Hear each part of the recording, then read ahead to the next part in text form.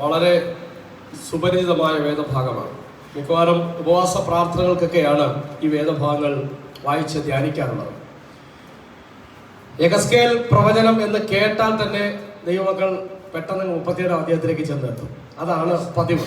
കാരണം ദൈവമക്കളോട് വളരെ ഹൃദ്യമായി സംസാരിക്കുന്ന, അല്ലെങ്കിൽ അവരുടെ അനുഭവത്തോട് ഏറ്റവും ചേർന്ന് നിൽക്കുന്ന ഒരു അനുഗ്രഹിക്കപ്പെട്ട വേദഭാഗമാണ് 37 അധ്യായം യെഹെസ്കേൽ പ്രവചനം.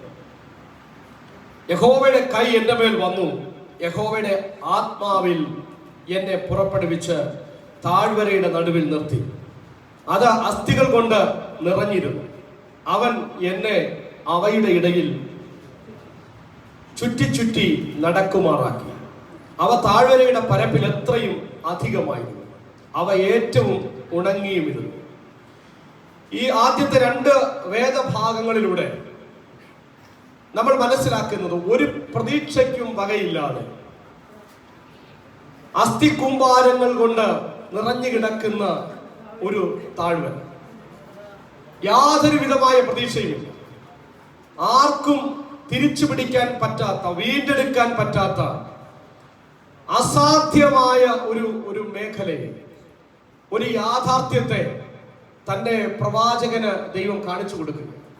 ആർക്കും തിരിച്ചു പിടിക്കാൻ പറ്റാത്ത, ആർക്കും രക്ഷിക്കാൻ പറ്റാത്ത, അസാധ്യതകൾ മാത്രം കാണാൻ കഴിയും, ഒരു പ്രതീക്ഷയ്ക്കും വകയില്ലാത്ത ഒരു മേഖലയിലേക്ക് തന്റെ പ്രവാചകനെ കൊണ്ടുചെന്നിട്ട് അവിടെ ചുറ്റി ചുറ്റി തന്നെ നടക്കുമാറാക്കി. എന്തിനു വേണ്ടിയാണ്? കൃത്യമായ പരിശോധന തന്നെ കൊണ്ട് നടത്തിക്കുക. ഈ പ്രവാചകൻ പറയണം, ഒരു സാധ്യതയുമില്ല, ഒരു സാധ്യതയുമില്ല. അസ്ഥികൂമ്പാരങ്ങളാണ്, അവ താഴ്വരയുടെ പരപ്പിൽ എത്രയും അധികമായി. അടുത്ത വിശേഷണം, അവ ഏറ്റവും ഉണങ്ങിയിരുന്നു, ഒരു നനവ് പോലുമില്ല, പ്രതീക്ഷയ്ക്ക് യാതൊരു വിധമായ സാധ്യതയുമില്ല. 3-ാമത്തെ വാക്യം പ്രവാചകനോടുള്ള ദൈവത്തിന്റെ ചോദ്യമാണ്. മനുഷ്യപുത്ര, ഈ അസ്ഥികൾ ജീവിക്കുമോ എന്ന് ചോദിച്ചു. ഈ അസ്ഥികൾ ജീവിക്കുമോ? മറുപടി പറയേണ്ട ബാധ്യത പ്രവാചകനുണ്ട്. പ്രവാചകൻ ആരാണ്? ദൈവത്തിന്റെ നാവാ പ്രവാചകൻ. ദൈവത്തിന്റെ വാക്കായി നിൽക്കേണ്ടവനാ പ്രവാചകൻ.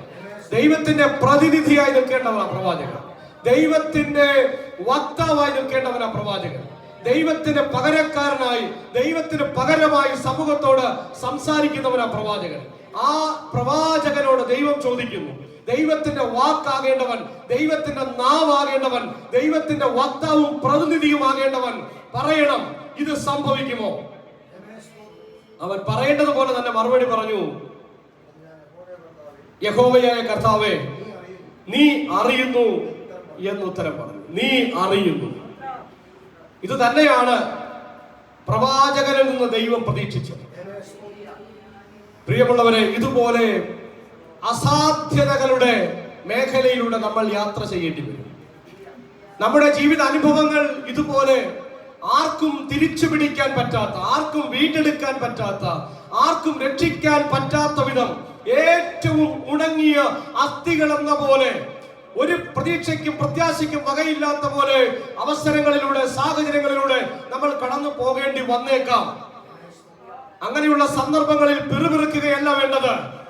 ഈ പ്രവാചകനോട് പറയുന്ന ദൈവ ശബ്ദം നമ്മുടെ കാതുകളിൽ മുഴങ്ങണം. ഈ അസ്ഥികൾ ജീവിക്കുമോ? ഈ സാഹചര്യം മാറുമോ? എന്റെ ഈ അവസ്ഥയിൽ നിന്ന് ഞാൻ മടങ്ങി വരുമോ? ആർക്കും വീണ്ടെടുക്കാൻ പറ്റാത്ത, ആർക്കും രക്ഷിച്ചെടുക്കാൻ പറ്റാത്ത, ഒരു പ്രതീക്ഷയുമില്ലാത്ത, ഒരു പ്രത്യാശയ്ക്കും വകയില്ലാത്ത ഈ സാഹചര്യത്തിൽ നിന്ന് എനിക്കൊരു മടക്കമുണ്ടാകുമോ? ഞാൻ ജീവിതത്തിലേക്ക് മടങ്ങി വരുമോ?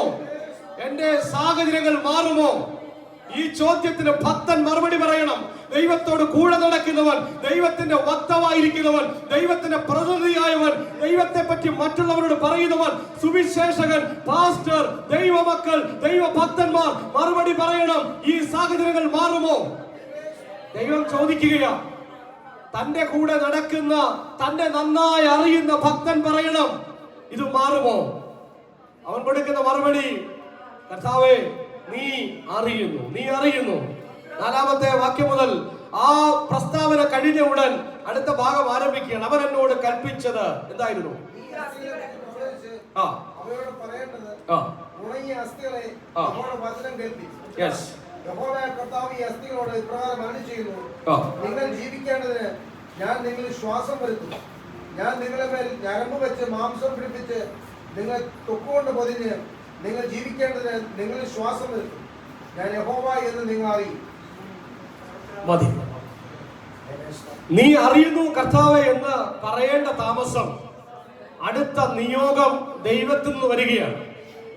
അസാധ്യങ്ങളെ സാധ്യമാക്കാൻ ദൈവത്തിന് കഴിയും. നിനക്കറിയാം എന്താ സംഭവിക്കുന്നതെന്ന്. ജീവിപ്പിക്കാനും മരിപ്പിക്കാനും നിനക്ക് കഴിയും. അത് മടങ്ങി വരുമോ ഇല്ലയോ എന്ന് പറയാൻ ദൈവമേ നിനക്ക് മാത്രമേ കഴിയുകയുള്ളൂ. നിനക്ക് സകലതും സാധ്യമാണെന്ന പ്രഖ്യാപനം കഴിയുന്നയുടൻ അടുത്ത നിയോഗം വന്നു. വിശ്വസിക്കുന്നവൻ അടുത്ത ചെയ്യേണ്ട കടമ്പ കൂടെ ഇവിടെ രേഖപ്പെടുത്തിയിരിക്കുകയാണ്. നീ ഈ അസ്ഥികളെ കുറിച്ച് പ്രവചിച്ച് അവയോട് പറയേണ്ടത്, ഉണങ്ങിയ അസ്ഥികളെ യഹോവയുടെ വചനം കേൾപ്പീൻ. പറ്റുമോ നമുക്ക്? കഴിഞ്ഞ ദിവസം ഒരു സുവിശേഷ പ്രവർത്തനത്തിന് പോയപ്പോ ഉച്ച കഴിഞ്ഞ് പല അത്യാവശ്യ കാര്യങ്ങളുള്ളവർ അതിനുവേണ്ടി പോയി. എന്നാൽ ചില ആളുകൾ ഉച്ച കഴിഞ്ഞുള്ള പ്രവർത്തനങ്ങൾക്ക് ഉണ്ടായിരുന്നു. അപ്പൊ അതിൽ പ്രസംഗിക്കാൻ നിയോഗിക്കപ്പെട്ട ഒരാൾ ചോദിച്ചു, അവിടെ ആൾക്കൂട്ടം ഉണ്ടാവും?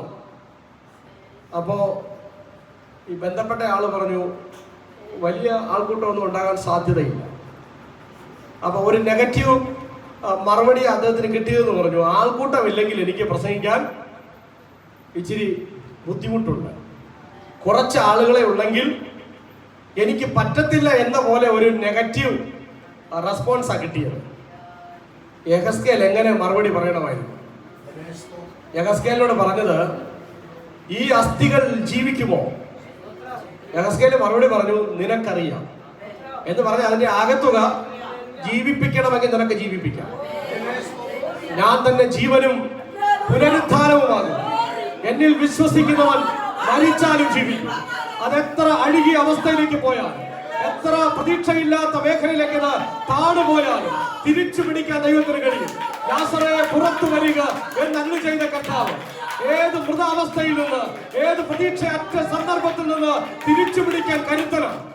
ആ ദൈവത്തെ നന്നായി അറിയുന്ന ഒരു ഭക്തൻ ആ ഭക്തനോട് പറയുന്നത്, നീ എന്നിൽ വിശ്വസിക്കുന്നെങ്കിൽ ഈ അസ്ഥികൾ ജീവിക്കുമെന്ന്, ജീവിപ്പിക്കാൻ കഴിയുമെന്ന് നീ വിശ്വസിക്കുന്നുണ്ടെങ്കിൽ, എനിക്കതിന് കഴിയുമെന്ന് നീ വിശ്വസിക്കുന്നുണ്ടെങ്കിൽ, ഞാൻ നിന്നോട് കൽപ്പിക്കുന്നു, ഈ അസ്ഥികളോട് പ്രവചിച്ചു പറയുക, അവ ജീവിതത്തിലേക്ക് തിരിച്ചു വരാൻ പോകുകയാണ്. വിശ്വാസം പ്രവൃത്തി കൊണ്ട് തെളിയിക്കണം. വിശ്വാസം പ്രഖ്യാപനം കൊണ്ട് തെളിയിക്കണം. ആൾക്കൂട്ടമില്ലെങ്കിൽ പ്രസംഗിക്കാൻ പ്രയാസമെന്ന് പറയുകയാണ്. ഒരാളുണ്ടെങ്കിലും പ്രസംഗിക്കണം. ഒരാളെ ഉള്ളെങ്കിലും പ്രസംഗിക്കണം.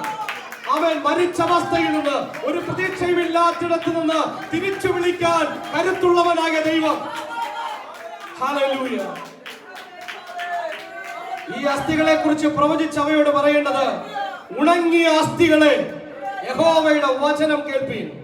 യഹോവയായ കർത്താവ് ഈ അസ്ഥികളോട് ഇപ്രകാരം അരുളി ചെയ്യുന്നു, നിങ്ങൾ ജീവിക്കേണ്ടതിന് ഞാൻ നിങ്ങളിൽ ശ്വാസം വരുത്തും.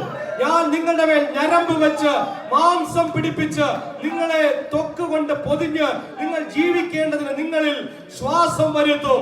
ഞാൻ യഹോവ എന്ന് നിങ്ങൾ അറിയും. ഇതാണ് ദൈവം യഹസ്കേലിനോട് കൊടുത്ത നിയോഗം. ഒട്ടും സംശയിച്ചില്ല, ഒട്ടും അമാന്തിച്ചില്ല. അടുത്ത വാക്യം എങ്ങനെയാ വായിക്കുന്നത്? എന്നോട് കൽപ്പിച്ചതുപോലെ ഞാൻ പ്രവചിച്ചു. എന്നോട് കൽപ്പിച്ചതുപോലെ ഞാൻ പ്രവചിച്ചു. പ്രിയമുള്ളവരെ, ദൈവത്തിന്റെ വാക്കുകൾക്ക് ഒരു സംശയവും കൂടാതെ, ഒരു ചോദ്യവും കൂടാതെ, ഒരു വിമർശനവും ഉന്നയിക്കാതെ, അസാധ്യതകളുടെ കാരണങ്ങൾ നിരത്താതെ അതുപോലെ ദൈവത്തെ അനുസരിക്കാൻ നമ്മൾ തയ്യാറായാൽ അത്ഭുതങ്ങൾ നമുക്ക് കാണാൻ കഴിയും. നടക്കത്തില്ലെന്ന് പറയുന്ന, അസാധ്യമെന്ന് പറയുന്ന, അസംഭവ്യമെന്ന് പറയുന്ന മൃതാവസ്ഥയിൽ നിന്ന് തിരിച്ചു പിടിക്കാൻ നമ്മെ പ്രാപ്തമാക്കുന്ന കർത്താവ്. ഹല്ലേലൂയ. യഹസ്കേൽ പ്രവചിച്ചു, എന്നോട് കൽപ്പിച്ചതുപോലെ ഞാൻ പ്രവചിച്ചു. ഞാൻ പ്രവചിച്ചു കൊണ്ടിരിക്കുമ്പോൾ ഒരു മുഴക്കം കേട്ടു. ഉടനെ ഒരു ഭൂകമ്പമുണ്ടായി. അസ്ഥി അസ്ഥിയോട് വന്നു ചേർന്നു. പിന്നെ ഞാൻ നോക്കി, അവയുടെ മേൽ ത്വക്ക് പൊതിഞ്ഞത് ഞാൻ കണ്ടു. എന്നാൽ ശ്വാസം അവയിൽ ഇല്ലാതെ ഇരുന്നു. നോക്കിക്കേ, ദൈവത്തിന്റെ വാക്കുകൾ അനുസരിക്കാൻ ഭക്തൻ ഇറങ്ങിത്തിരിക്കുമ്പോ, ദൈവത്തിന്റെ നിയോഗങ്ങൾക്ക് മുന്നിൽ ഭയം കൂടാതെ സംശയം കൂടാതെ ഭക്തൻ ചാടി ഇറങ്ങുമ്പോ, മണ്ടൻ എന്ന് വിളിക്കും ആളുകൾ, ഭോഷൻ എന്ന് വിളിക്കും, പൊട്ടൻ എന്ന് വിളിക്കും, കുരുടൻ എന്ന് വിളിക്കും. വിശുദ്ധ വേദപുസ്തകം പറയുന്നുണ്ട്, എന്റെ ദാസനെ പോലെ കുരുടനാര്, എന്റെ ദാസനെ പോലെ ചെകിടനാര്. ചില സന്ദർഭങ്ങളിൽ ദൈവത്തിന്റെ നിയോഗങ്ങൾക്ക് വഴങ്ങിക്കൊടുക്കേണ്ടി വരുമ്പോൾ സമൂഹം വിമർശിച്ചേക്കാം, സമൂഹം പരിഹാസങ്ങൾ ഉന്നയിച്ചേക്കാം. പക്ഷെ ധൈര്യത്തോടുകൂടി അസ്ഥികളോടാണെങ്കിലും, ഉണങ്ങിയ അസ്ഥികളോടാണെങ്കിലും, ഒരു പ്രതീക്ഷയില്ലെങ്കിലും പ്രവചിച്ചു പറയാൻ പ്രിയമുള്ളവരെ, ദൈവം നമ്മെ ശക്തിപ്പെടുത്തുകയാണ്. ദൈവം നമുക്ക് നിയോഗം നൽകുകയാണ്. പ്രതീക്ഷയില്ലാത്തിടത്ത് അവൻ ദൈവത്തിന്റെ കരുത്താണ് നമ്മൾ പ്രവചിക്കുന്നത്, ദൈവത്തിന്റെ ശക്തിയാണ് നമ്മൾ പാസ് ചെയ്യുന്നത്, നമ്മുടെ വാക്കുകളിലൂടെ വ്യാപരിക്കുന്നത് ദൈവത്തിന്റെ ശക്തിയാണ്. സങ്കീർത്തനത്തിൽ നമ്മൾ വായിച്ചില്ല, ഒരു നദിയുണ്ട്, അത് അത്യുന്നതന്റെ ദൈവ നഗരത്തെ തന്നെ സന്തോഷിപ്പിക്കുന്ന നദിയാണ്. ഒരു നദിയുണ്ട്, ആ നദി വിശുദ്ധ നിവാസത്തെ സന്തോഷിപ്പിക്കുന്ന നദിയാണ്.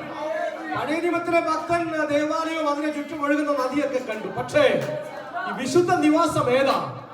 ദൈവത്തിന്റെ നിവാസം ഏതാ? എവിടെ? ആരാ? നിങ്ങൾ ദൈവത്തിന്റെ മന്ദിരമെന്നും ദൈവത്തിന്റെ ആത്മാവ് നിങ്ങളിൽ വസിക്കുന്നു എന്നും അറിയുന്നില്ലയോ? ദൈവത്തിന്റെ ആത്മാവ് നിങ്ങളിൽ വസിക്കുന്നു, ദൈവത്തിന്റെ നിവാസമായി നിങ്ങൾ പണിയപ്പെട്ടുകൊണ്ടിരിക്കുന്നു. നമ്മൾ ദൈവത്തിന്റെ മന്ദിരങ്ങളാണ്. അപ്പൊ നമ്മൾ ദൈവത്തിന്റെ മന്ദിരങ്ങളാണെങ്കിൽ ഈ നദി എവിടെയാ ഒഴുകുന്നത്?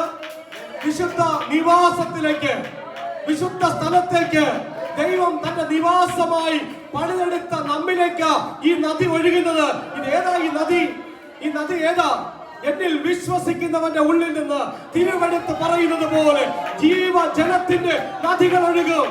ജീവജലത്തിന്റെ നദികൾ, അത് അവൻ തന്നിൽ വിശ്വസിക്കുന്നവർക്ക് ലഭിപ്പാനിരിക്കുന്ന പരിശുദ്ധാത്മാവിനെ കുറിച്ചാകുന്നു പറഞ്ഞത്. ജീവജലത്തിന്റെ നദി, പരിശുദ്ധാത്മാവാം നദി.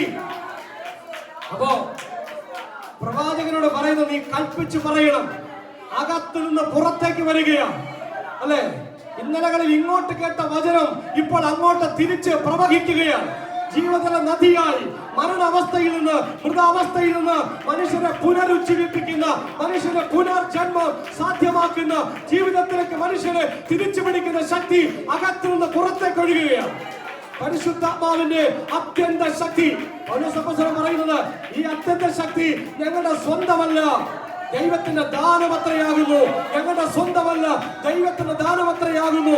ഈ ആത്മാവിനെ ഉള്ളിൽ വഹിക്കുന്നവൻ, ഈ ദൈവത്തെ ഉള്ളിൽ വഹിക്കുന്നവൻ കൽപ്പിച്ച് പറയണം. അവന് ധൈര്യമുണ്ടാകണം, അവന് വിശ്വാസമുണ്ടാകണം.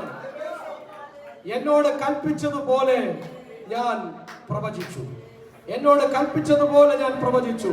ഞാൻ പ്രവചിച്ചു കൊണ്ടിരിക്കുമ്പോൾ ഒരു മുഴക്കം കേട്ടു. ഉടനെ ഭൂകമ്പമുണ്ടായി, അസ്ഥി അസ്ഥിയോട് ചേർന്നു.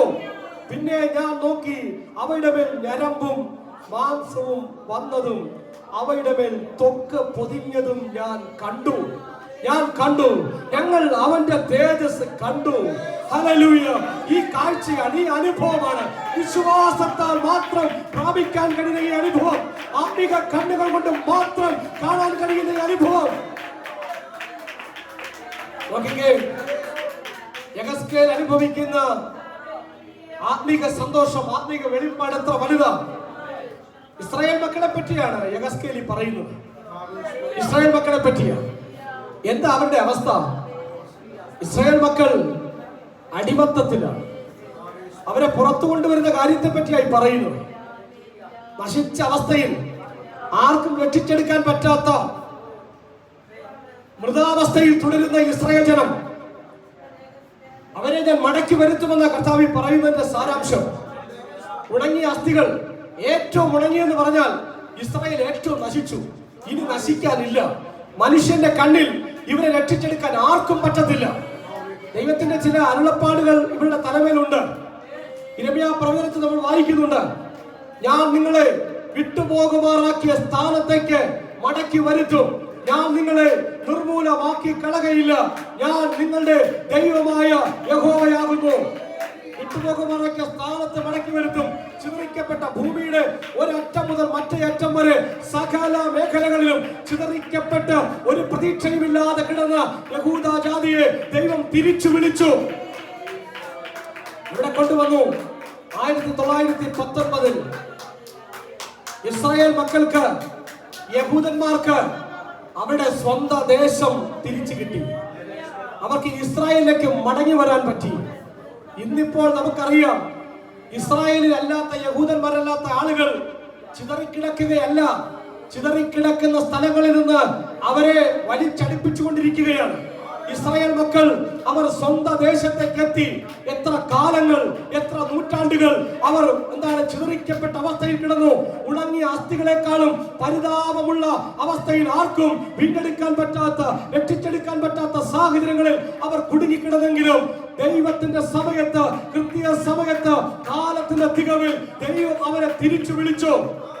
സഖറിയ പ്രവചനം 12:2 നമ്മൾ ഇങ്ങനെ വായിക്കുന്നു, ഞാൻ യെരൂശലേമിനെ ചുറ്റുമുള്ള സകല ജാതികൾക്കും ഒരു പരിഭ്രമ പാത്രമാക്കും, അവനെ തൊടുന്നവരെല്ലാം മുറിവേൽക്കും. ഇന്ന് നമ്മൾ എന്താ കാണുന്നത്? കഴിഞ്ഞ ദിവസം ഞാൻ പറഞ്ഞില്ലേ, വിശുദ്ധ വേദപുസ്തകം സത്യമാണ് എന്നതിന് ഒറ്റ വാക്കിൽ മറുപടി പറയാമോ എന്ന് ഫ്രഞ്ച് ചക്രവർത്തി ആവശ്യപ്പെട്ടപ്പോൾ സർവ്വ സൈന്യാധിപൻ കൊടുത്ത മറുപടി ഇസ്രായേൽ എന്നായിരുന്നു. എന്ന് പറഞ്ഞാൽ ഇസ്രായേലിലൂടെയാണ് ദൈവത്തിന്റെ വാഗ്ദത്തങ്ങൾ പുരോഗമിക്കുന്നത്. ദൈവം ലോകത്തിന് തന്റെ വചനങ്ങൾ നൽകുന്നത് ഇസ്രായേലിലൂടെയാണ്. വാൾ ധരിക്കുന്ന തന്റെ ശുശ്രൂഷകന്മാരായി ദൈവം ഇസ്രായേലിനെ ഈ ലോകത്താക്കി വെച്ചിരിക്കുന്നു. അവരെ അടിച്ചു ജയിക്കാൻ ആർക്കും സാധ്യമല്ല. ലോക പോലീസ് എന്ന് അറിയപ്പെടുന്ന അമേരിക്ക പോലും ഇസ്രായേലിനെ ഭയപ്പെടുന്നെങ്കിൽ ഇസ്രായേലിന്റെ കയ്യിൽ ദൈവം ലോകത്തിന്റെ ഭരണം കൊടുത്തിരിക്കുന്നത്. ലോകത്തിന്റെ ഭരിക്കാനുള്ള നിയന്ത്രണം ഇസ്രായേലിന്റെ കയ്യിലാണ്. ദൈവമുള്ളവരെ, ഇന്ന് നമ്മൾ ഇസ്രായേലിനെ ഇത്ര പവർഫുൾ ആയിട്ട് കാണുന്നെങ്കിൽ 1ഉം 2ഉം ലോകമഹായുദ്ധത്തിന്റെ കാലത്ത് ഇസ്രായേലിന്റെ അവസ്ഥ ഒരു നായുടെ അവസ്ഥയായിരുന്നു. ഒരു നായയെ എറിഞ്ഞോടിക്കുന്നത് പോലെ നീചവും നികൃഷ്ടവും ക്രൂരവുമായ നിലയിൽ യഹൂദൻ പീഡിപ്പിക്കപ്പെട്ടു. ലോകത്തൊരു ശക്തിക്കും ഒരു മനുഷ്യനും പറയാൻ കഴിയുമായിരുന്നില്ല ഇവർക്കൊരു തിരിച്ചുവരവുണ്ടാകും, ഇവർ തിരിച്ചു വരും, ഇവർ ഇസ്രായേലിലേക്ക് കടന്നു കയറും, ഇവർ തിരിച്ചവരുടെ രാജ്യം സ്വന്തമാക്കും. ഒരു ശക്തിക്കും പറയാൻ കഴിയുമായിരുന്നില്ല. അത്രത്തോളം ബലഹീനമായ ജാതി, അത്രത്തോളം തരം താഴ്ത്തപ്പെട്ടു, പട്ടിയെ പോലെ ഭരണാധിപന്മാർ ഓടിച്ചിട്ട് തല്ലിയ ജാതി തിരിച്ചു വന്നു. ദൈവം അവരെ തിരിച്ചു കൊണ്ടുവന്നു. യെഹെസ്കേലിനോട് പറഞ്ഞു, യെഹെസ്കേലേ, നിന്റെ സമൂഹത്തെ പറ്റി നീ എന്താ ചിന്തിക്കുന്നത്? ഒരിക്കലും മടങ്ങി വരാൻ പറ്റാത്ത ഞങ്ങളുടെ സമൂഹം എന്നല്ലേ? ഉണങ്ങിയ അസ്ഥികളെ പോലെ, ഏറ്റവും ഉണങ്ങിയ അസ്ഥികളെ പോലെ, ഒരു പ്രതീക്ഷയ്ക്കും വകയില്ലാതെ ഈ നിലയിൽ തുടരുന്ന നിന്റെ സമൂഹത്തെ പറ്റി നിന്റെ കാഴ്ചപ്പാടെന്താ, നിന്റെ വേദന എന്താ? ഞങ്ങൾ ഒരിക്കലും മടങ്ങി വരത്തില്ല, ഞങ്ങളെ ഇങ്ങനെ കൊണ്ടുവരാൻ ആർക്കും കഴിയില്ല, ഞങ്ങളുടെ വീണ്ടെടുപ്പ് അസാധ്യമാണ്, ഞങ്ങൾ ജീവിതത്തിലേക്ക് തിരിച്ചു വരില്ല എന്നല്ലേ നീ പറയുന്നത്? അല്ല, സർവശക്തനായ ഞാൻ അരുളി ചെയ്യുന്നു, ഞാൻ ഈ ഉണങ്ങിയ അസ്ഥിയെ മടക്കി വരുത്തും, ഞാൻ അതിനെ തൊക്കുകൊണ്ട് പൊതിയും, ഞാൻ അതിനെ ഞരമ്പ് വെച്ച് പിടിപ്പിക്കും.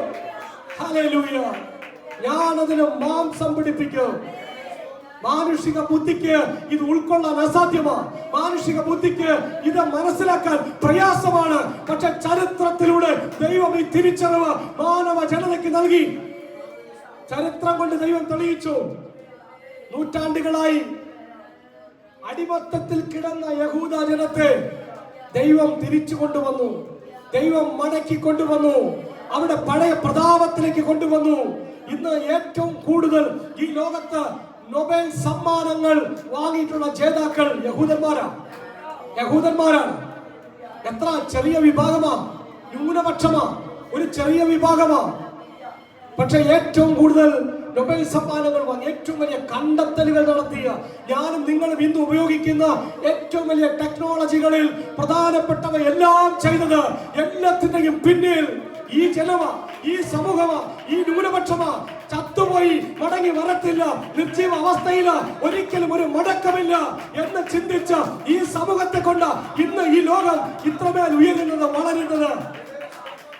എത്ര വലിയ ഉന്നതമായ നിലവാരത്തിലേക്ക് ദൈവം അവരെ നടത്തി. ഇവരുള്ള പ്രവചനങ്ങളൊക്കെ നമ്മൾ എപ്പോഴും പറയുന്ന പോലെ ഇവർക്ക് ദൈവം കൊടുത്തിരിക്കുന്ന വാഗ്ദത്തങ്ങളൊക്കെ വളരെ വലുതാണ്. ഏറ്റവും നിർഭാഗ്യകരമെന്ന് പറയുന്നത് ഇസ്രായേൽ മക്കൾക്ക് ദൈവം കൊടുത്ത വാഗ്ദത്തങ്ങൾ മിക്കവാറും ഭൂമിയിലാണ്. പക്ഷെ സഭയ്ക്ക് നൽകിയ വാഗ്ദത്തങ്ങളെല്ലാം സ്വർഗത്തിൽ. പഴയ നിയമ ഭക്തന്മാരോട് പറഞ്ഞു, ഞാൻ നിങ്ങൾക്ക് ഭൂമി തരാം, ഞാൻ നിങ്ങൾക്ക് കനാൻ നാട് തരാം, നിനക്കും നിന്റെ സന്തതിക്കും ഞാനത് തരാം. പുതിയ നിയമ ഭക്തനോട് പറഞ്ഞു, ഞാൻ നിനക്ക് സ്വർഗം തരാം, ഞാൻ നിനക്ക് നിത്യ ജീവൻ തരാം. നശിച്ചു പോകുന്ന ആഹാരത്തിനായിട്ടല്ല, നിത്യ ജീവന് വേണ്ടി തന്നെ വാഞ്ചിപ്പേ. ഹല്ലേലൂയ. അപ്പോ നമ്മുടെ പദവി, നമ്മുടെ വാഗ്ദത്തങ്ങൾ എത്ര വലുതാണ്. അപ്പോ ഒരു സമൂഹത്തെ, ഒരു ജാതിയെ പഴയ നിയമത്തിൽ ചൂണ്ടിക്കാണിച്ച് മുൻപിൽ നിർത്തി അവരോടുള്ള ഭൗമിക വാഗ്ദത്തങ്ങൾ അക്ഷരം പ്രതി നിറവേറ്റി, മൃതാവസ്ഥയിൽ നിന്നുപോലും അവരെ തിരിച്ചു പിടിച്ച്, അവരെ വീണ്ടെടുത്ത്, അവരെ ശരിക്ക് നിൽക്കുമാറാക്കിയിട്ട് അവരെ ചൂണ്ടിക്കാണിച്ചുകൊണ്ട് ദൈവസഭയെ വിളിച്ചത്. ഒരു ഉടമ്പടി ദൈവം പഴയ നിയമ ഭക്തന്മാരോട് സ്ഥാപിച്ചു. എന്നിട്ട് ആ ഉടമ്പടി ദൈവം തെളിയിച്ചു. ഈ ഉടമ്പടി സ്ഥാപിക്കാൻ പഴയ നിയമത്തിലെ ഏറ്റവും വലിയ ഭക്തനെ വിളിച്ചൊരു രംഗമുണ്ട്. അറിയുമോ നമുക്ക്? അബ്രഹാമിനെ ദൈവം ഒരു ഉടമ്പടി ചെയ്യാൻ വേണ്ടി വിളിച്ചു. അതിനെ വിളിക്കാൻ ഒരു കാരണമുണ്ട്. ദൈവം അബ്രഹാമിന് ഒരു വാഗ്ദത്തം കൊടുത്തപ്പോ അബ്രഹാം ചോദിച്ചു, ഞാൻ ഇത് എങ്ങനെ തിരിച്ചറിയും? ഇത് എന്തോത്തിനാൽ എനിക്ക് തിരിച്ചറിയാൻ പറ്റും? എന്താ അടയാളം? യഹൂദന്മാർക്ക് അല്ലെങ്കിലേ ഉള്ള ഒരു കുഴപ്പമാണ്, എല്ലാത്തിനും അടയാളം കണ്ടാലേ അവർക്ക് സമാധാനമാകത്തുള്ളൂ. അപ്പൊ ദൈവം ഒരു അടയാളം കൊടുത്തു. പക്ഷെ അതിനു മുമ്പ് ഒരു കാര്യം പറഞ്ഞു, ഒരു കാര്യം ചെയ്യാം. നിങ്ങൾ മനുഷ്യർ തമ്മിൽ ഉടമ്പടി ചെയ്യുമ്പോൾ എങ്ങനെയാ ചെയ്യുന്നത്? മൃഗങ്ങളെയും പക്ഷികളെയൊക്കെ കൊണ്ടുവന്ന് ഒത്ത നടുവെ പിളർന്നിട്ട് അതിന്റെ നടുവിലൂടെ നിങ്ങൾ രണ്ടുപേരും കടന്നു പോയിട്ടാണല്ലോ ഉടമ്പടി സ്ഥാപിക്കുന്നത്. ഒരു കാര്യം ചെയ്യാം, നമുക്ക് അങ്ങനെ ഒരു ഉടമ്പടി അങ്ങ് ചെയ്തു കളയാം. എന്റെ വാക്ക് വിശ്വസിക്കാൻ നിനക്ക് അല്പം പ്രയാസമുണ്ടെങ്കിൽ, നിനക്ക് അടയാളമാണ് വേണ്ടതെങ്കിൽ കൊണ്ടുപോലെ കുറെ മൃഗങ്ങളെയും പക്ഷികളെയും പിടിച്ചുകൊണ്ട് പോവാ, അവയെ ഒത്ത നടുവെ പിളർക്ക്. നിങ്ങൾ സാധാരണ മനുഷ്യർക്കിടയിൽ ചെയ്യുന്നത് പോലെ നമുക്ക് രണ്ടുപേർക്കും ഒരു ഉടമ്പടി ചെയ്യാം. പിന്നീട് നമ്മൾ കാണുന്നത് അബ്രഹാമിന്റെ മേൽ ഭീതിയും മേഘതമസ്സും വന്നിട്ട് ആളങ്ങ് ഉറങ്ങിപ്പോയെന്നാണ്. പേടിച്ചു പോയിട്ടുണ്ടാവും അല്ലെ? ഭീതി കയറിയിട്ട് ആള് പിന്നെ വല്ലാത്തൊരവസ്ഥയിലേക്ക് ആയിപ്പോയി. എന്താ സംഭവിച്ചത്? അങ്ങനെ സംഭവിക്കാനുള്ള കാരണം എന്താണ്? ആരോടാ ചലഞ്ച് ചെയ്യുന്നത്? ദൈവത്തോടാണ്. ദൈവം ഒരു വാഗ്ദത്തം കൊടുത്തപ്പോൾ പറഞ്ഞു, ഞാനിതെങ്ങനെ ഈ മനുഷ്യരോട് ചോദിക്കുന്ന പോലെ ദൈവത്തോട് ചോദിക്കാൻ പോയി. ദൈവം പറഞ്ഞു, കൊണ്ടുപോരെ, നമുക്ക് അത് തന്നെ അങ്ങ് ചെയ്യാം. നിങ്ങൾ ചെയ്യുന്ന ഉടമ്പടിയില്ലേ, എന്താ ഈ ആൾക്ക് ഭീതി വരാൻ കാരണം? പേടിച്ചു പോകാൻ ഒരുപക്ഷെ എന്താ കാര്യം? ഈ ഉടമ്പടിക്ക് ഒരു പ്രത്യേകതയുണ്ട്. ഒത്ത നടുവെ പിളർന്നു വെച്ചിരിക്കുന്ന മൃഗത്തിന്റെ പക്ഷിയുടെ നടുവിലൂടെ ഉടമ്പടി ചെയ്യുന്ന രണ്ടുപേരും കടന്നു പോകും. ആരെങ്കിലും ഉടമ്പടി തെറ്റിച്ചാൽ തെറ്റിക്കുന്നവന്റെ അവസ്ഥ ഈ കിടക്കുന്ന മൃഗത്തിന്റെ പക്ഷിയുടെ അവസ്ഥയാണ്. ഇതാണ് പ്രശ്നം. ഇത് കേട്ടപ്പോ അബ്രഹാം ഒരുപക്ഷെ പകച്ചുപോയി, വിചാരിച്ചില്ല ദൈവം ഇത്രയും പറയുമെന്ന്. അത് കഴിഞ്ഞപ്പോൾ പറഞ്ഞു, നിന്റെ സന്തതി 400 സംവത്സരം അടിമകളായിട്ട് പാർക്കും, പിന്നെ ഞാൻ അവരെ അവിടെ നിന്ന് തിരിച്ചു കൊണ്ടുവരും. ഞാൻ യഹോവ എന്ന് നിങ്ങൾ അറിയും. എത്രയോ വേദഭാഗങ്ങളിലൂടെ 1ഉം 2ഉം ലോകമഹായുദ്ധ സമയത്ത് ഹിറ്റ്ലറും മുസോളിനിയും ഒക്കെ യഹൂദനെ ഓടിച്ചിട്ട് പീഡിപ്പിക്കുകയായിരുന്നു. അവരെ ഈ കാലഘട്ടത്തിൽ യഹൂദൻ അനുഭവിച്ചതുപോലെ ഒരു പീഡനം, ഒരു വേദന ഒരുപക്ഷെ അവൻ ഒരു കാലത്തും അനുഭവിച്ചിട്ടുണ്ടാവില്ല. നമ്മൾ കേട്ടിട്ടില്ലേ, ഹിറ്റ്ലർ ഒരു പ്രത്യേകതരം മെഷീനിലൂടെ യഹൂദന്മാരെ കൊന്നുകളഞ്ഞത്? 60 ലക്ഷം യഹൂദന്മാരെ ഒറ്റ അടിക്ക് ഹിറ്റ്ലർ കൊന്നുകളഞ്ഞത്. അവരുടെ സോപ്പെടുത്ത് അവിടെ കൊഴുപ്പെടുത്ത് ഹിറ്റ്ലർ ജർമ്മൻകാരുടെ വസ്ത്രങ്ങൾക്ക് വിഴുപ്പലക്കാൻ ഉപയോഗിച്ചു. ഈ പ്രത്യേകതരം മെഷീനിലൂടെ യഹൂദനെ കടത്തി വിട്ടിട്ട് അവന്റെ ശരീരത്തിന്റെ കൊഴുപ്പ് പോലും വെറുതെ വിട്ടില്ല. വസ്ത്രങ്ങളുടെ വിഴുപ്പ് അത്രത്തോളം അപമാനിച്ചു, അത്രത്തോളം.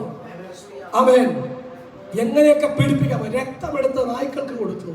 അങ്ങനെ എന്തൊക്കെ ചെയ്യാമോ, എങ്ങനെയൊക്കെ അപമാനിക്കാമോ, ആ നിലകളിലെല്ലാം യഹൂദനെ അങ്ങേയറ്റം അപമാനിച്ച് ഒരിക്കലും ഒരു തിരിച്ചു വരവില്ലെന്ന് എന്താണ് ഈ എതിർത്ത സമൂഹം തീർച്ചപ്പെടുത്തിയ ആ സന്ദർഭത്തിൽ നിന്നാണ്, ആ മേഖലയിൽ നിന്നാണ് യഹൂദനെ ദൈവം തിരിച്ചു പിടിച്ചത്. എത്ര ഉദാഹരണങ്ങൾ വേദപുസ്തകത്തിലുണ്ട്. മൊർദെഖായിയുടെ അനുഭവം അറിയാമല്ലോ. മൊർദെഖായിയുടെ അനുഭവം, മൊർദെഖായി ദൈവത്തിന് വേണ്ടി നിലകൊണ്ടത് കൊണ്ട്, ഹാമാന്റെ മുമ്പിൽ തല കുനിക്കാത്തത് കൊണ്ട് ഹാമാൻ എടുത്ത തീരുമാനം എന്താ? മൊർദെഖായിയോട് മത്സരിക്കുന്നത് എന്റെ സ്റ്റാറ്റസിന് പറ്റത്തില്ല. മൊർദെഖായിയോട് പറയാ, നീയുമായിട്ട് വഴക്ക് കൂടാൻ എന്റെ സ്റ്റാറ്റസ് പറ്റത്തില്ല. അതുകൊണ്ട് നീ ചെയ്തതിന് ഞാൻ ചെയ്യാൻ പോകുന്നത് എന്താണെന്നറിയോ? നിന്റെ കുലം, നിന്റെ ജാതി, നിന്റെ സമൂഹം, ദൈവഭക്തന്മാരെന്ന് പറയുന്ന നിന്റെ സമൂഹം ഉണ്ടല്ലോ, ആടെ മുന്നിലും തലകുനിക്കാത്ത ദൈവഭക്തന്മാരെന്ന് പറയുന്ന നിന്റെ സമൂഹം ഉണ്ടല്ലോ, ഒരുത്തനെയും ഈ ലോകത്ത് ശേഷിപ്പിക്കത്തില്ല. ഹാമാൻ എന്ത് ചെയ്തു? അധികാരപത്രം വാങ്ങി. അഹശ്വേരോശിന്റെ കയ്യിൽ നിന്ന് അധികാരപത്രം വാങ്ങി. ഭൂമിയിൽ എവിടെയൊക്കെ യഹൂദന്മാരുണ്ടോ സകല യഹൂദന്മാരെയും കൊന്നു മുടിക്കാനുള്ള അധികാരം കയ്യിൽ പിടിച്ചിരിക്കുക. എന്താ അടുത്ത നടപടി? എന്തായിരിക്കും അടുത്ത അവസ്ഥ? എന്താ? യഹൂദൻ തീർന്നു. ഇതുപോലെ എത്ര സന്ദർഭങ്ങളിലൂടെ യഹൂദൻ കടന്നുപോയി, ഇസ്രായേൽ കടന്നുപോയി. ഒരിക്കലും തിരിച്ചു വരവില്ല, ഒരു മടങ്ങി വരവില്ല, വീണ്ടെടുക്കാൻ ആരുമില്ല, സഹായിപ്പാൻ ഒരു മനുഷ്യനില്ല. അങ്ങനെ ഓരോ കാലഘട്ടങ്ങളിലും ദൈവം അവരെ തിരിച്ചു കൊണ്ടുവന്നു. ഇവിടെ യെഹെസ്കേലിനോട് പറയുന്നു, ഈ അടിമത്തവും മാറും, ഈ പ്രതിസന്ധിയും മാറും, ഈ അരക്ഷിതാവസ്ഥയും മാറും, നിർജീവമായ ഈ സാഹചര്യവും മാറും, ഈ സമയവും കടന്നു പോകും. ദൈവം നിങ്ങളെ തിരിച്ചു വിളിക്കും. ഈ മൃതാവസ്ഥയിൽ കിടക്കുന്ന അല്ല എല്ലിൻ കഷണങ്ങളായി മാത്രം ഒരു പ്രതീക്ഷയ്ക്കും വകയില്ലാതെ കിടക്കുന്ന ഈ അവസ്ഥയിൽ നിന്ന് ദൈവം നിങ്ങളെ വിടുവിക്കും.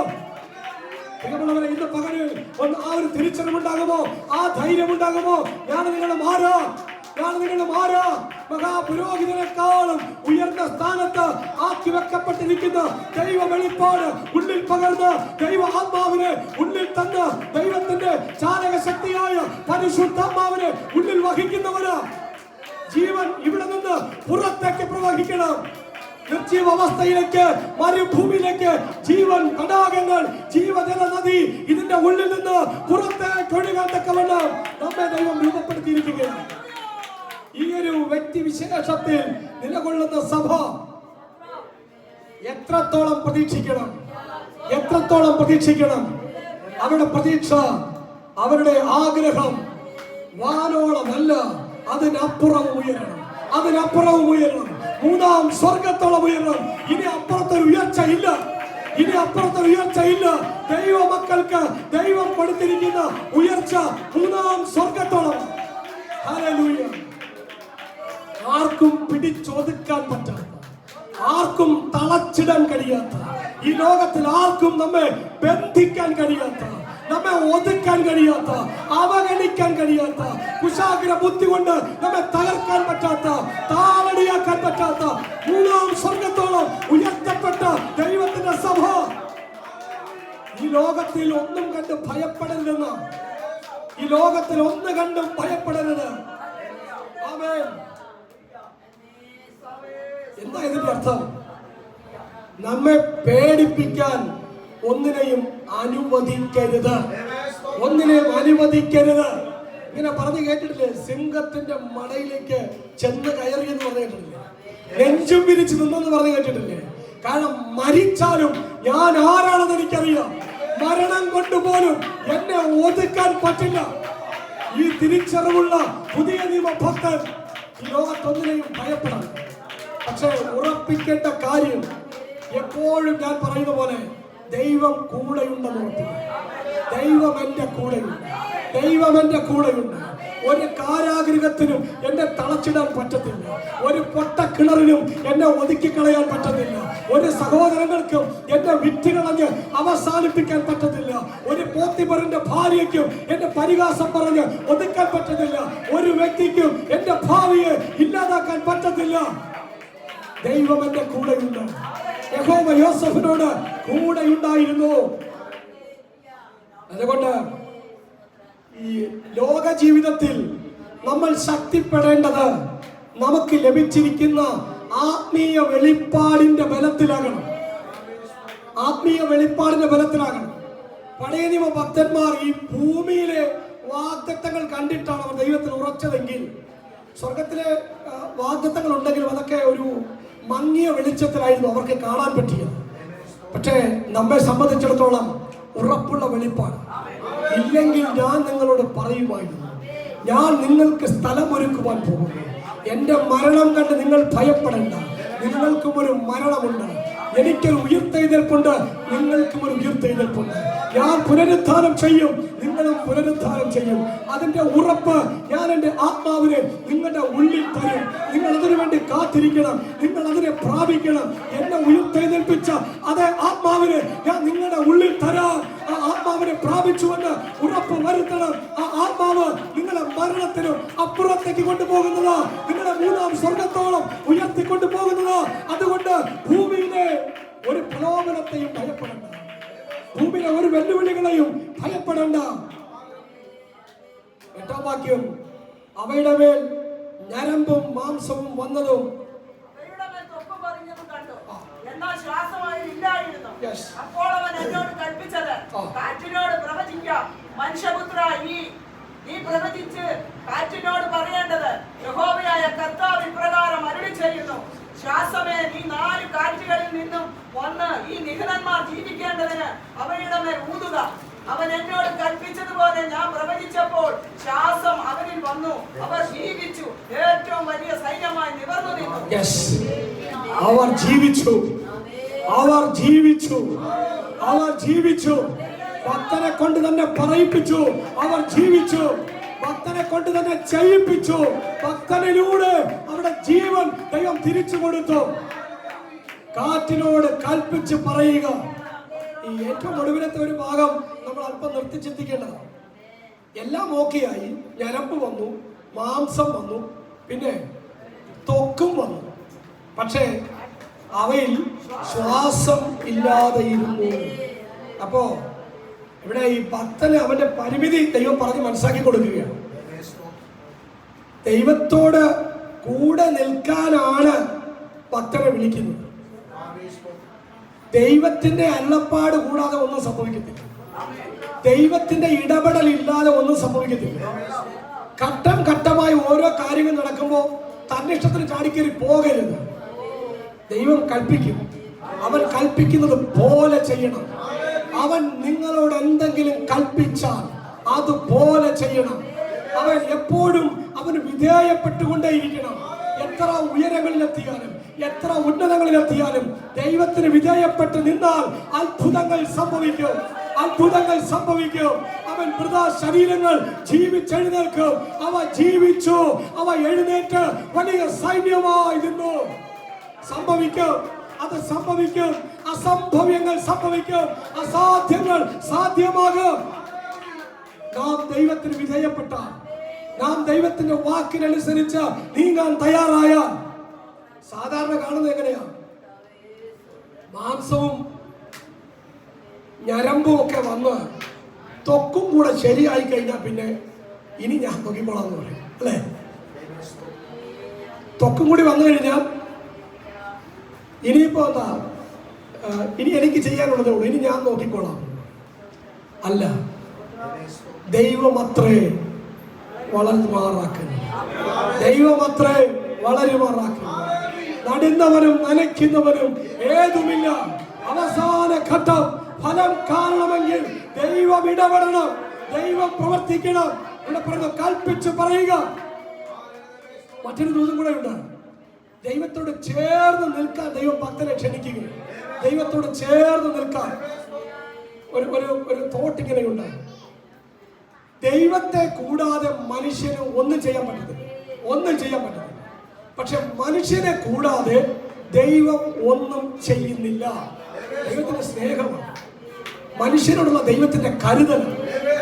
മനുഷ്യനെ ദൈവം സൃഷ്ടിച്ചത് അവന്റെ കൂട്ടാളിയായിട്ട്, കമ്പാനിയനായിട്ട്, തോളിൽ കൈയിട്ട് നിൽക്കുന്ന ദൈവം, സ്നേഹിത എന്ന് വിളിക്കുന്ന ദൈവം, കൂടെ നിൽക്കാൻ ക്ഷണിക്കുന്ന ദൈവം, കൂടെ നടക്കുന്ന ദൈവം, സ്നേഹിതനെന്ന് വിളിക്കപ്പെടാൻ ആഗ്രഹിക്കുന്ന ദൈവം, അവൻ അവരുടെ ദൈവമെന്ന് വിളിക്കപ്പെടാൻ ലജ്ജിക്കാത്ത ദൈവം, നമ്മെ കൂടെ നിർത്തി വൻ കാര്യങ്ങൾ ചെയ്യിപ്പിക്കുന്ന ദൈവം. നിന്നുകൊടുക്കാൻ മനസ്സുണ്ടായാൽ മതി, നിന്നുകൊടുക്കാൻ മനസ്സുണ്ടായാൽ മാത്രം മതി.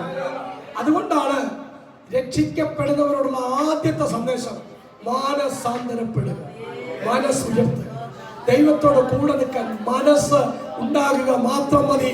നോക്കിക്കേ, ആ കൂടെ നിന്ന യെഹെസ്കേലിനോട് പറഞ്ഞു, പ്രവചിച്ചു പറയുക. എന്താ പ്രവചിക്കേണ്ടത്? ആരോടാ പ്രവചിക്കേണ്ടത്? കാറ്റിനോട് പ്രവചിക്കണം. യഹോവയായ കർത്താവ് ഇപ്രകാരം അരുളി ചെയ്യുന്നു, ശ്വാസമേ ഈ 4 കാറ്റുകളിൽ നിന്ന് വന്ന് ഈ നിഹതന്മാർ ജീവിക്കേണ്ടതിന് അവരുടെ മേൽ ഊതുക. അവൻ എന്നോട് കൽപ്പിച്ചതുപോലെ ഞാൻ പ്രവചിച്ചപ്പോൾ ശ്വാസം അവരിൽ വന്നു. അവർ ജീവിച്ച് ഏറ്റവും വലിയ സൈന്യമായി നിവർന്നു നിന്നു. ഏറ്റവും വലിയ സൈന്യമായി. തൊട്ട് മുകളിൽ നമ്മൾ വേറൊരു അഡ്ജക്റ്റീവ് വായിച്ചാൽ, വേറൊരു വിശേഷണം വായിച്ചു. ഏറ്റവും ഉണങ്ങിയ അസ്ഥി, ഏറ്റവും ഉണങ്ങിയ അസ്ഥി. ഇവിടെ വായിക്കുന്നു, ഏറ്റവും വലിയ സൈന്യമായി എഴുന്നേറ്റ് നിന്നു. ഏറ്റവും വലിയ സൈന്യമായി.